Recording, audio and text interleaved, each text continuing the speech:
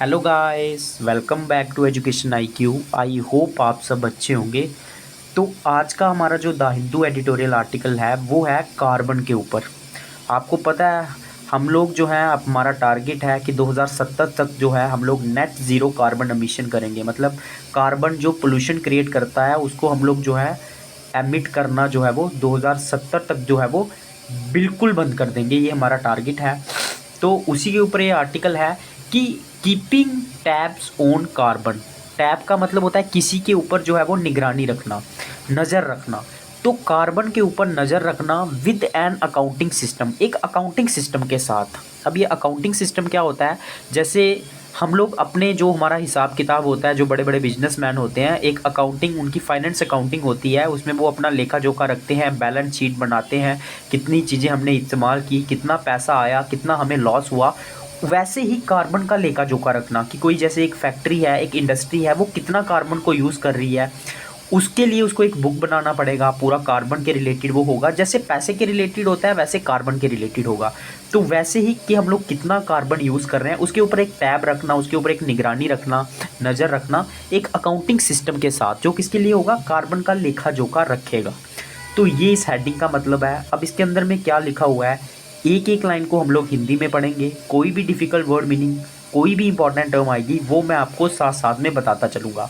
तो स्टार्टिंग से लेके लास्ट तक पूरा वीडियो देखना और उसके बाद जाके इसको खुद से पढ़ना। इसका जो PDF है वो आपको टेलीग्राम पे मिल जाएगा, और टेलीग्राम का जो लिंक है वो मैं आपको कमेंट बॉक्स में दे दूँगा, जो मेरा फर्स्ट कमेंट होगा। तो पूरा लास्ट स्टार्टिंग से लेके लास्ट तक वीडियो देखना, और जो भी इंपॉर्टेंट वर्ड्स, इंपॉर्टेंट टर्म्स जो भी आएंगे उसको आप लोग नोट कर सकते हो, ताकि जब भी आपको एग्जाम में आंसर राइटिंग लिखना होगा या फिर आपके खुद के नॉलेज के लिए ये चीज़ें बहुत काम आती हैं। तो मेरा नाम है अभिलाष। स्टार्ट करते हैं आज का the Hindu editorial article without any time waste. तो क्या लिखा हुआ है? The climate polycrisis, a term made popular by Adam Tozzi, refers to the interconnected and compounding crises related to climate change that are affecting the planet not just in a few sectors but across several sectors and domains. तो the climate पॉलीक्राइसिस, पॉलीक्राइसिस मतलब क्या होता है? बहुत सारी जो है वो सफरिंग होना, परेशानी होना, दिक्कतें आना। क्राइसिस का मतलब आपको पता है कि दिक्कत आना, परेशानी आना। और पॉली क्राइसिस मतलब मल्टीपल जो है वो क्राइसिस होना, दिक्कतें आना। ये टर्म फेमस की थी एडम टोजे ने, ठीक है।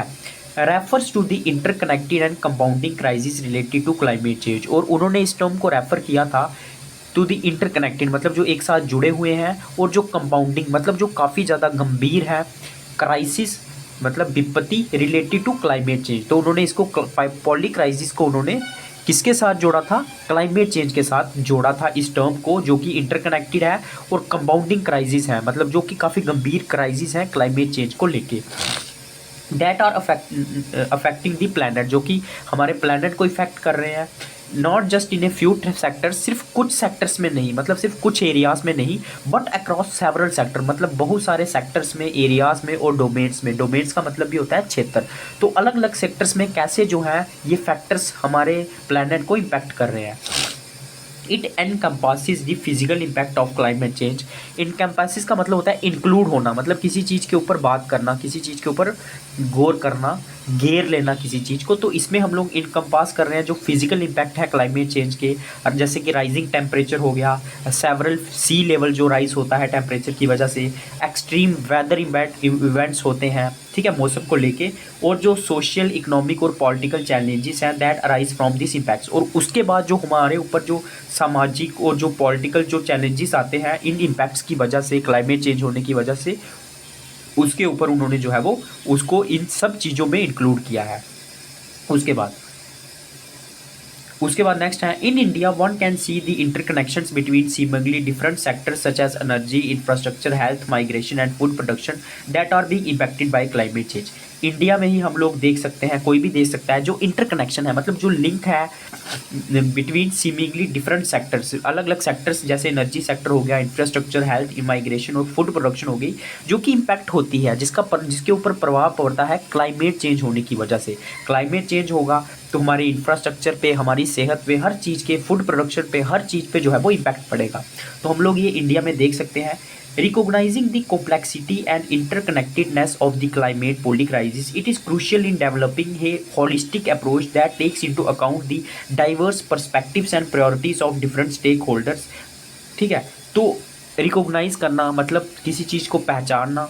तो जो कॉम्प्लेक्सिटीज़ है, मतलब जो कॉम्प्लेक्सिटी मतलब होता है जो परेशानियां हैं, कॉम्प्लिकेटेड सिचुएशंस हैं, और जो इंटरकनेक्टेडनेस है मतलब जो जुड़ा, अलग अलग चीज़ें जुड़ी हुई हैं ऑफ क्लाइमेट पोली क्राइसिस की, मतलब क्लाइमेट की वजह से जो पोली क्राइसिस आते हैं, टेंशन्स होती हैं जिसमें अलग अलग फैक्टर्स इन्वॉल्व होते हैं, उन चीज़ को रिकॉग्नाइज करने के बाद इट इज़ क्रूशियल, ये बहुत ज़्यादा ज़रूरी है कि जो डेवलपिंग कंट्रीज़ है वो एक होलिस्टिक अप्रोच अपनाएं। होलिस्टिक मतलब जिसमें सारी चीज़ें इन्वॉल्व हो, कंप्लीट एक अप्रोच अपनाएं जो कि that takes into account the diverse perspectives. Account मतलब किसी चीज़ का संज्ञान लेना, मतलब किसी चीज़ को कंसीडर करना।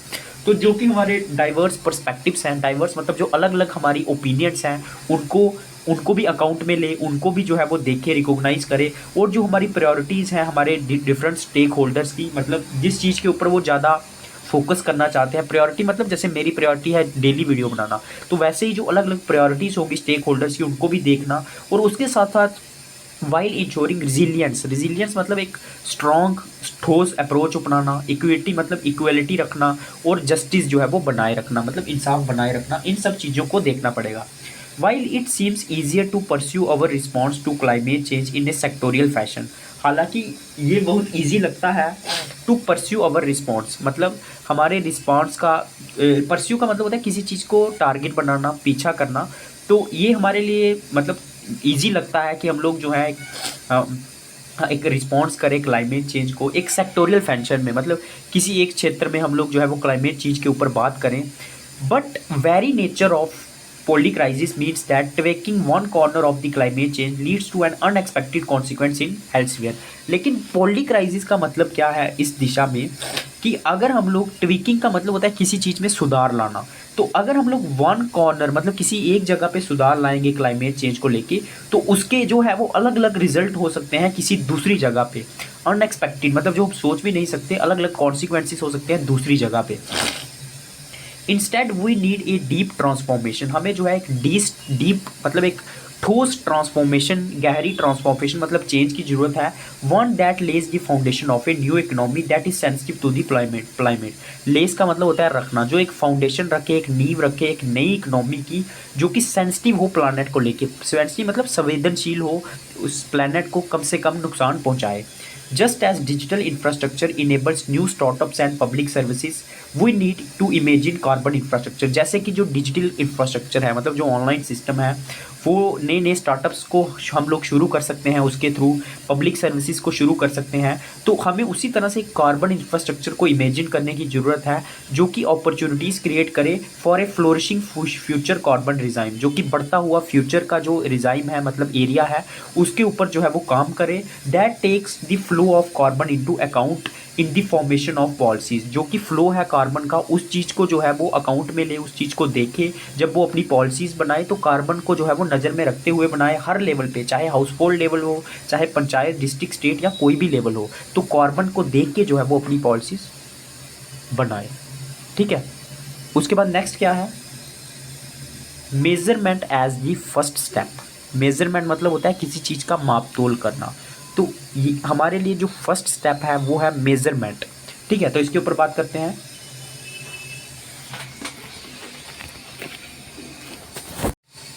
तो क्या लिखा हुआ है, the first step in measurement. तो पहला स्टेप क्या हो सकता है, पहला कदम क्या हो सकता है हमारा मेजरमेंट को लेके, for what ever cannot be measured cannot be accounted for. Accounted मतलब लेखा जोखा रखना। तो जिस चीज़ को हम लोग मेज़र ही नहीं करेंगे, मापे के ही नहीं, मतलब कितना कार्बन यूज़ हो रहा है, अगर हम उसकी मेज़रमेंट ही नहीं करेंगे, तो जो चीज़ मेज़र नहीं हो सकती कैनॉट बी अकाउंटेड फॉर, उसका हम लोग हिसाब किताब भी नहीं रख सकते कि हमने कितना यूज़ किया है। We need to measure carbon emissions from that of individual citizens to that of nation as a whole. हमें जो है कार्बन एमिशंस को, कि कितना हम लोग कार्बन एमिट कर रहे हैं इन्वायरमेंट में, इसको मेज़र करना होगा from that of individual citizens, individual से लेके, हर एक सिटीजन से लेके कि वो कितना कार्बन एमिट कर रहा है, और पूरे नेशन तक जो है हमें इसे कैलकुलेट करना होगा, मेज़र करना होगा, including all that is in the flow.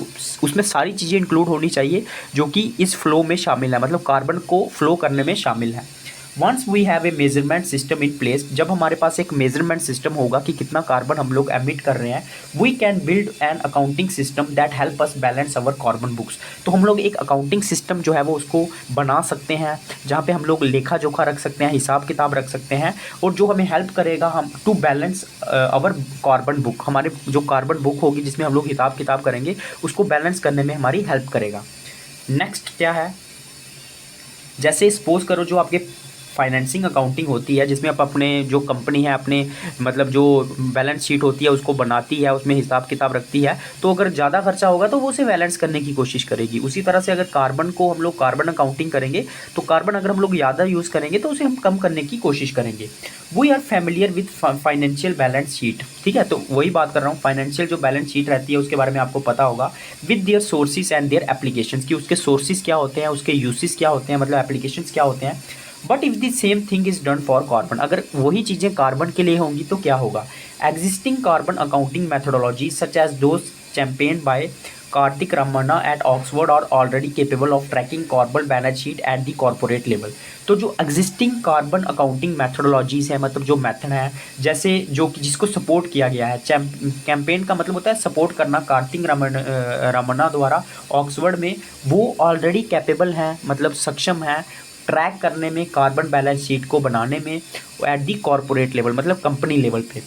In national carbon accounting system, इसको हमेशा याद रखना इस वर्ड में, जब भी आप आंसर राइटिंग लिख रहे होंगे तो इस चीज़ का यूज़ कर सकते हो। जब भी कार्बन के ऊपर क्वेश्चन आएगा कि टारगेट क्या है इंडिया का, तो एक नेशनल कार्बन अकाउंटिंग सिस्टम जो है इस बोथ एंड इवेल्युएशनरी मतलब एक बदलाव हो सकता है और एक रिवोल्यूशन हो सकता है, मतलब एक क्रांति हो सकती है, and revolution generalising of this ideas. Generalising का मतलब होता है किसी चीज़ को जनरलाइज करना, मतलब किसी चीज़ के बारे में बताना। तो जो एक नेशनल कार्बन अकाउंटिंग सिस्टम है ये एक इवैल्यूएशनरी भी है और रिवैल्यूएशनरी जनरलाइजेशन भी है इन आइडियाज़ का, मतलब कैसे हम लोग जो है वो अकाउंटिंग कर सकते हैं, मतलब हमें उसके बारे में जर्नल में बताता है। It will bring the entire nation starting from individuals and house holds under one carbon accounting framework. ये क्या करेगा, पूरे नेशन को, ठीक है, पूरे कंट्री को इंडिविजुअल से लेके हाउस होल्ड तक, मतलब जो घरों में रहते हैं, इसको एक वन कार्बन अकाउंटिंग फ्रेमवर्क मतलब ढांचे में रखेगा। This will be a paradigmatic change. Paradigmatic का मतलब होता है पुरानी चीज़ों को छोड़ के नई चीज़ें, नई टेक्नोलॉजीज़ को अपनाना। तो एक ये नई चेंजिंग हो सकती है, पैराडिग्मेटिक चेंज हो सकती है in the way we look at all human and non human activities, जिस तरीके से हम लोग सारी ह्यूमन और नॉन ह्यूमन एक्टिविटीज़ को देखते हैं पूरे वर्ल्ड में। This is necessary if we intend to truly internalise carbon reduction goals of the country and the world. ये हमारे लिए बहुत ज़रूरी है अगर हम जो हैं हम लोग इंटेंट करते हैं, मतलब अगर हम लोग चाहते हैं, इंटेंट का मतलब होता है कुछ चाहना, कुछ दिखाना। तो अगर हम लोग ट्रूली इंटरनलाइज करना चाहते हैं कार्बनाइड रिडक्शन को, इंटरनलाइज मतलब पूरे अगर कंट्री में इसको फैलाना चाहते हैं कि हमें इंटरनलाइज करना है, मतलब सबको बताना है, पूरे कंट्री में जो है कार्बन रिडक्शन गोल के ऊपर बात करनी है, तो हमारे लिए ये सारी चीज़ें बहुत ज़रूरी है। Just imagine a world in which we file carbon tax returns alongside our income tax return.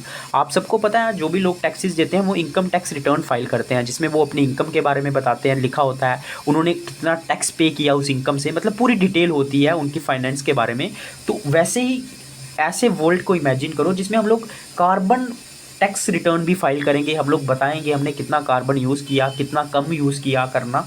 तो ये एक बहुत अच्छा आइडिया हो सकता है। और may be only the carbon tax returns take a moment to consider the revaluation in public finance that will be triggered when carbon is recognized, captured, valued, accounted for and taxed। तो ये कितना बड़ा एक movement लीजिए और इस चीज़ को consider कीजिए, देखिए दी रेवोल्यूशन इन पब्लिक फाइनेंस की एक कितना बड़ा क्रांति हो सकती है पब्लिक फाइनेंस में, जो कि दैट विल बी ट्रिगर्ड, मतलब जिसको हम लोग देखेंगे, महसूस करेंगे। ट्रिगर्ड का मतलब क्या होता है, किसी चीज़ के ऊपर इफेक्ट डालना, ठीक है, किसी चीज़ के ऊपर मतलब किसी को ट्रिगर करना, किसी चीज़ को पॉइंट करना या इफेक्ट डालना, तो उसको हम लोग ट्रिगर कर सकते हैं, पहचान सकते हैं जब कार्बन को हम लोग रिकॉग्नाइज करेंगे, कैप्चर करेंगे, वैल्यूड करेंगे, अकाउंटिंग करेंगे और टैक्स करेंगे। कार्बन अकाउंटिंग के बारे में हम लोग अब बात करेंगे। Public finance is the primary mechanism of development. Public finance का मतलब क्या होता है, जो भी मतलब जो गवर्नमेंट का जो भी बारोइंग होती है, जो उसका रेवेन्यू होता है, जो भी वो चीज़ें खरीदती हैं, जो भी वो एक्सपेंडिचर करती है, उसको मैनेज करना, उसको बोलते हैं पब्लिक फाइनेंस। ये एक ब्रांच मतलब इकोनॉमिक्स को स्टडी करने का भी तरीका है। तो पब्लिक फाइनेंस जो है ये प्राइमरी मैकेनिज्म है, मतलब एक तरीका है डेवलपमेंट का, जिसमें हम लोग मैनेज करते हैं कि गवर्नमेंट कहाँ जो है, मतलब गवर्नमेंट मैनेज करती है कि किस तरह से वो जो है पब्लिक जो फाइनेंस है, मतलब उससे जो लोगों से उसको रेवेन्यू आया है, जो लोगों ने टैक्स पे किया है, तो कैसे वो उसको मैनेज करेगी। Governments apportion funds for development different development activities. Apportion का मतलब होता है बांटना। तो गवर्नमेंट क्या करती है, आती है अलग अलग फंड्स को बांटती है डिफरेंट एक्टिविटीज़ के लिए, each competing with others for the exchequer's pursue. Competing का मतलब होता है कम्पीट करना, ठीक है, मतलब एक दूसरे से कंपटीशन करना। तो अलग अलग एक्टिविटीज़ के लिए गवर्नमेंट फंड प्रोवाइड करती है। हर जो है हर जो भी एक्टिविटी होती है वो कंपीटिंग कर रही होती है, कम्पीट कर रही होती है एक दूसरे के साथ फॉर दी एक्सचेकर्स परस्यू। एक्सचेकर मतलब वो होता है जो गवर्नमेंट को कहाँ चीज़ें स्पेंड करनी है, पैसा कहाँ लगाना है, उस चीज़ के ऊपर वो ध्यान रखता है, ठीक है। वो एक ऐसी गवर्नमेंट की मिनिस्टर होता है या मिनिस्ट्री होती है जो कि डिसाइड करती है कि गवर्नमेंट को पैसा कहाँ यूज़ में लाना है। तो वो एक्सचेकर्स पर्स मतलब जो उसके पैसे हैं उसके ऊपर जो है वो एक दूसरे के साथ compete करते हैं कि किसको है जो है वो एक्सचेकर्स पर्स मिलेगा, मतलब पैसा मिलेगा।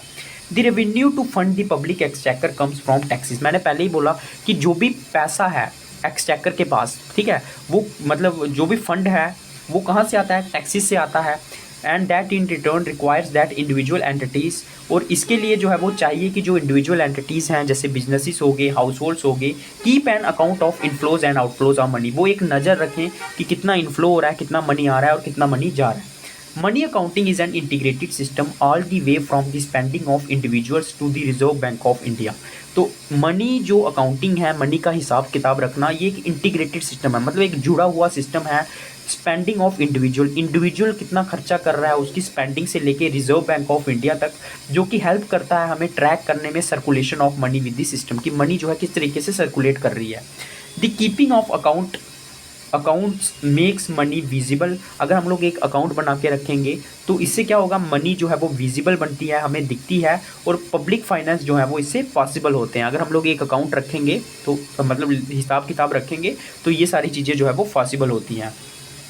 इन कॉन्ट्रास्ट मतलब इसके उलट में, इसके अपोजिट में, the stocks and flows of carbon are not tracked at a granular level everywhere in the world. इसके उलट में जो स्टॉक है, मतलब जो कार्बन के स्टॉक्स हैं और जो फ्लो है कार्बन का, स्टॉक मतलब क्या होता है, मतलब सामान जो कार्बन के रिलेटेड है, या फिर जो फ्लो है कार्बन का, उसको हम लोग ट्रैक नहीं करते हैं, उसको हम लोग नहीं देखते हैं एट ए ग्रैनुलर लेवल, मतलब बारीकी से उसको हम लोग नहीं देखते हैं ग्रैनुलर लेवल पे बारीकी से हर जगह वर्ल्ड में। As a result there is no possibility for a progressive tax carbon tax that penalises large wires.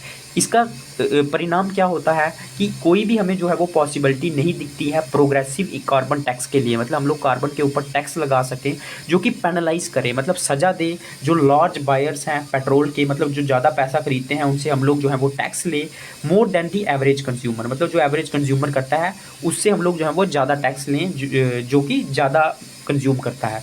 A progressive carbon tax require us to keep track of the inflows and outflows of carbon, that is national carbon accounting। लेकिन हमें अगर progressive tax लगाना है कि कौन जितना ज़्यादा carbon use करेगा उसके ऊपर उतना टैक्स लगेगा, तो हमें जो है वो ट्रैक करना पड़ेगा, देखना पड़ेगा कि कितना इनफ्लो हो रहा है और कितना आउटफ्लो हो रहा है कार्बन का, और वो हम लोग किसके थ्रू कर सकते हैं, नेशनल कार्बन अकाउंटिंग सिस्टम के through. Carbon accounting is a way for companies to keep track of the carbon they are producing, removing, storing and offsetting। तो कार्बन अकाउंटिंग एक सिस्टम होगा, मैंने पहले ही बता लिया, एक तरीका होगा, एक वे होगा, एक रास्ता होगा कंपनीज के लिए कि वो ट्रैक रखें, मतलब हिसाब किताब रखें कि वो कितना कार्बन प्रोड्यूस कर रहे हैं, कितना रिमूव कर रहे हैं, कितना स्टोर कर रहे हैं और कितना ऑफ सेटिंग कर रहे हैं, मतलब कितना उसको जो है वो कम कर रहे हैं। ऑफ सेटिंग का मतलब क्या होता है, कम करना, मैनेज करने की कोशिश करना। It help companies keep carbon books alongside there financial book. इससे क्या होगा, मदद मिलेगी कंपनी को कि वो एक कार्बन बुक को भी मेंटेन करें फाइनेंशियल बुक के साथ, मतलब जिसमें वो पैसे का हिसाब किताब रखते हैं उस बुक के साथ साथ वो एक कार्बन बुक को भी मेंटेन करें। And NCA will bring the concept of carbon book to the nation and will make it mandatory for business and individuals to declare report their carbon inflows and outflows. एक NCA है जो क्या करेगी, जो carbon book का concept को लेके आएगी पूरे नेशन के सामने और ये मैंडेटरी कर देगी, मतलब ज़रूरी कर देगी बिजनेसेस के लिए, इंडिविजुअल्स के लिए कि वो डिक्लेयर करें, रिपोर्ट दें अब उनके कार्बन इनफ्लोज और आउटफ्लोज के ऊपर, कितना कार्बन उन्होंने कम किया है, कितना ज़्यादा किया है। It will make the circulation of carbon visible. इससे क्या होगा, हमारा जो सर्कुलेशन है कार्बन का, कितना हम लोग यूज़ कर रहे हैं, कितना इनफ्लो कर रहे हैं, वो विजिबल होगा, मतलब वो हमें दिखेगा। And not just as with financial accounting, other goods and services can be finance using carbon surpluses. And just as with financing accounting, जैसे फाइनेंसिंग अकाउंटिंग के साथ जो बाकी गुड्स हैं और जो सर्विसेज हैं कैन बी फाइनेंस, वो उसको भी हम लोग फाइनेंस कर सकते हैं, पैसा दे सकते हैं कार्बन सरप्लसेस के थ्रू। मतलब अगर हम लोग कम कार्बन यूज़ करेंगे तो हम बाकी गुड्स एंड सर्विसेज को ज़्यादा खरीद सकते हैं, फाइनेंस कर सकते हैं, अगर हमारा कार्बन जो है वो सरप्लस में चल रहा है, मतलब हम लोग कम यूज़ कर रहे हैं। Specially if there is convertibility between the carbon accounts and the rupee account, अगर हम लोग कन्वर्ट कर सकते हो कार्बन अकाउंट और रुपी अकाउंट को, तो हम लोग ट्रांसफ़र कर सकते हैं। Once we have an NCA, जब हमारे पास एनसीए आ जाएगा, once we have an NCA we will be able to set target, हम लोग टारगेट सेट कर सकते हैं, प्रेडिक्शन कर सकते हैं। प्रेडिक्शन का मतलब क्या होता है, अंदाज़ा लगाना अबाउट फ्यूचर एमिशन रिडक्शन, कि हम लोग कितना रिडक्शन करेंगे, फ्यूचर में कम करेंगे, और अपनी जो प्रोग्रेस है उसको ट्रैक कर सकते हैं, देख सकते हैं अगेंस्ट दोज गोल्स, उन गोल्स के खिलाफ। We can speculate about a future national carbon budget that help us reimagine the entire economy, including new technologies and new forms of collective action। तो हम लोग स्पेकुलेट कर सकते हैं, मतलब अंदाज़ा लगा सकते हैं हमारे फ्यूचर नेशनल कार्बन बजट क्या होगा, जो कि हमें हेल्प करेगा रीइमेजिन करने में हमारी पूरी इंटायर इकोनॉमी को। उसमें न्यू टेक्नोलॉजीज भी होंगी, new forms of collective action होंगे जो हम लोग एक साथ लेंगे। Instead of the single goals of increasing economic GDP in money terms as we already do, मतलब एक सिंगल गोल रखना कि हम लोग अपनी जीडीपी इंक्रीज करेंगे, जो कि हम लोग ऑलरेडी कर रहे हैं। There will be parallel goal of a carbon GDP, उसके साथ साथ हमारा जो है एक पैरेलल गोल भी होगा कि हम लोग जो है अपनी कार्बन जीडीपी को जो है वो which countries will try to reduce, carbon GDP को कम करेंगे, रिड्यूस करने की कोशिश करेंगे। एज ए पॉली सोल्यूशन मतलब जिससे हमें बहुत सारे जो है वो फ़ायदे मिलेंगे। As an NCA will not only help India meet its commitment to becoming a net zero by 2017, but also help it and other countries to create new livelihood and new forms of organization its economy and society। तो NCA जो है वो सिर्फ help नहीं करेगा India में कि जो उसकी कमिटमेंट है, जो उसने गोल रखा हुआ है कि वो नेट ज़ीरो करेगी 2070 तक, और उसके साथ साथ बाकी कंट्रीज़ को भी जो है जो इसको अडॉप्ट करेंगे एनसीए को हेल्प करेंगी कि वो लाइवलीहुड मतलब रोज़गार क्रिएट करेंगे, और new forms of organising its economy and society, और न्यू फॉर्म्स बनाएंगे अपनी इकोनॉमी को ऑर्गेनाइज करने के लिए। Everyone understands GDP and more recently alternative measures such as gross national happiness। सभी जो हैं GDP को समझते हैं और उसका जो अल्टरनेटिव मेजर है जैसे gross national happiness. By making transparent the carbon footprint of human activities, we open the possibilities of new form of public discourse and an elegant between development and ecological sustainability. तो अगर हम लोग जो है वो carbon footprint को कि हम लोग कितना कार्बन यूज़ कर रहे हैं ह्यूमन एक्टिविटीज़ के थ्रू, अगर हम उसको ट्रांसपेरेंट कर देंगे, मतलब उसमें कोई गफला नहीं करेंगे, तो हम लोग जो है वो ओपन करेंगे नई उम्मीदें of new form of public discourse, जिसमें पब्लिक डिस्कोर्स अलग तरीके से होगा। डिस्कोर्स का मतलब होता है भाषण देना, प्रवचन देना, एंड अलाइनमेंट, और एक हम लोग मतलब अलाइनमेंट बनाएंगे, एक रिलेशन बनाएंगे डेवलपमेंट और इकोलॉजिकल सस्टेनेबिलिटी, मतलब डेवलपमेंट भी करेंगे और इसके साथ साथ इन्वायरमेंट को भी सेम रखेंगे, इकोलॉजिकल सस्टेनेबिलिटी को भी बनाए रखेंगे। In short an NCA is a poly solution to a poly crisis. अगर हम लोग शॉर्ट में बात करें तो जो एनसीए है ना, ये एक पॉली सोल्यूशन है पॉली क्राइसिस के लिए, मतलब मल्टीपल समस्याओं के लिए ये मल्टीपल सोल्यूशन है। तो ये था आज का द हिंदू एडिटोरियल आर्टिकल। तो आई होप आप सबको अच्छा लगा होगा। काफ़ी मेहनत लगती है यार, तो प्लीज़ लाइक तो कर दिया कीजिए और कमेंट भी पक्का कीजिए कि आपको वीडियो कैसा लगा, और ज़्यादा से ज़्यादा बच्चों के साथ शेयर कीजिए अपने व्हाट्सएप पे, इंस्टाग्राम पे, टेलीग्राम पे, ताकि ज़्यादा से बच्चे इसको देख सकें और अपनी जो वोकैब है इंग्लिश है उसको इम्प्रूव कर सकें। तो जो नया बच्चा जुड़ा है चैनल को सब्सक्राइब कर लेना, बेल आइकॉन को दबा देना, ताकि जब भी मेरा नेक्स्ट वीडियो आएगा आपको नोटिफिकेशन के थ्रू पता चल जाएगा। तो लाइक करें, सब्सक्राइब करें। जय हिंद।